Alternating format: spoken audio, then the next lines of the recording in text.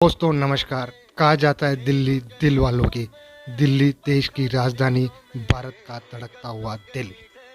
भारत जोड़ो यात्रा जो दिल्ली में प्रवेश कर चुकी है। दिल की धड़कनों को थामे हुए लोग बाग दिल्ली वाले बड़े दिल से दिल्ली में यात्रा का इंतजार कर रहे हैं। यात्रा के दिल्ली प्रवेश करने से पूर्व ही एक नई समस्या खड़ी हो गई है, कोरोना की। कोरोना जो चाइना में बेहिसाब बेदर्दी से बढ़ रहा है और भारत सरकार द्वारा ये आशंका जताई जा रही है कि कोरोना का दौर फिर से आ सकता है। 2-3 दिन से मीडिया में, सदन में, अखबारों में सभी जगह कोरोना की चर्चा है। कोरोना आ रहा है। इस महामारी के संबंध में केंद्रीय स्वास्थ्य मंत्री द्वारा भारत जोड़ो यात्रा में राहुल गांधी और राजस्थान के मुख्यमंत्री गहलोत साहब को एक खत भी लिखा गया है। कांग्रेस और भारत जोड़ो यात्रियों का यह कहना है कि सरकार भारत जोड़ो यात्रा की लोकप्रियता से घबराकर भारत जोड़ो यात्रा बंद करने के लिए इस तरह का पत्र लिख रही है। यदि सरकार को कोरोना को लेकर सावधानियां बरतनी है तो सबसे पहले एक गाइडलाइन जारी की जाए जिसका पालन भारत यात्री भी करेंगे। कोरोना को लेकर भारत सरकार कितनी संवेदनशील और गंभीर है, इसका परिणाम हमें सदन में दिखाई दिया जब प्रधानमंत्री और सभी सदस्यों ने मास्क लगाकर सदन में बैठक करी। अलबत्ता यह बात अलग है कि सदन के बाहर सभी मेंबर ऑफ पार्लियामेंट बिना मास्क के नजर आए। तस्वीर तो वह भी वायरल हुई है जब हमारे प्रधानमंत्री जी एक शादी में बिना मास्क के उसी दिन उपस्थित हुए थे।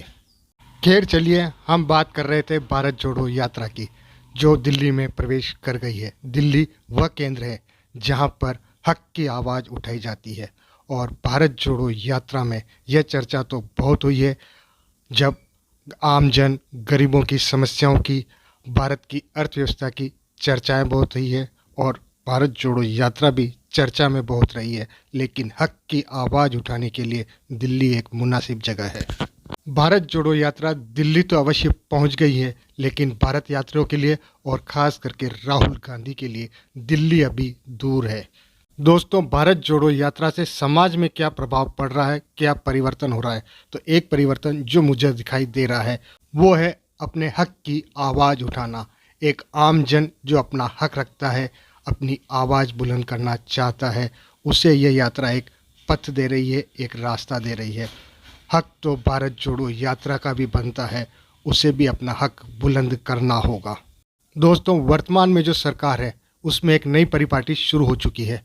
यहाँ कहा जाता है हमने आपको क्या दिया है, मुफ्त राशन, मुफ्त वैक्सीन, किसानों को, मजदूरों को, बुजुर्गों को क्या क्या सुविधाएं दी गई है, यही हमें दिखाया जा रहा है। लेकिन उस सुविधाओं के बदले में आपसे क्या लिया जा रहा है, क्या छीना जा रहा है, यह कोई नहीं बताता है।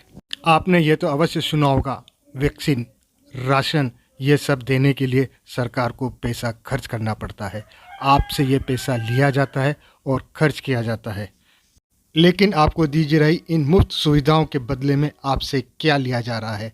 मैं कहूँगा आपसे आपका हक छीना जा रहा है। बच्चों के मुंह से दूध और बिस्किट, रबड़ और पेंसिल पर जीएसटी का दायरा कसा गया है। आपसे आपके बच्चों का भविष्य और आपका वर्तमान लिया जा रहा है इन सुविधाओं के बदले। मुझे लगता है दिल्ली वह केंद्र है जहां से हक की आवाज़ बुलंद की जानी चाहिए। वह हक जो हमारा आज, हमारा कल सुरक्षित करे।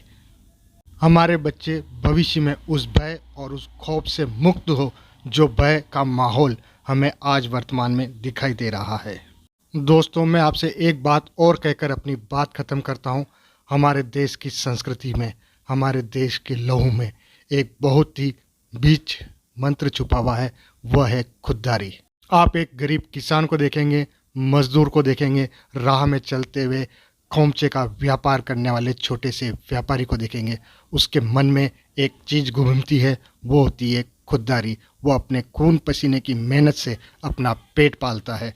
सरकार द्वारा दी जा रही मुफ्त सुविधाओं का वह मजबूरीवश उपयोग करता है क्योंकि उसके पास अपने पेट पालने का संकट खड़ा है। लेकिन उसके अंदर की खुददारी उसे बार बार ये कहती है कि अगर हमें साधन उपलब्ध हो, सुविधा उपलब्ध हो, तो हम अपनी मेहनत से अपना पेट पालने में सक्षम हैं। दोस्तों आप क्या सोचते हैं? राम राम सा।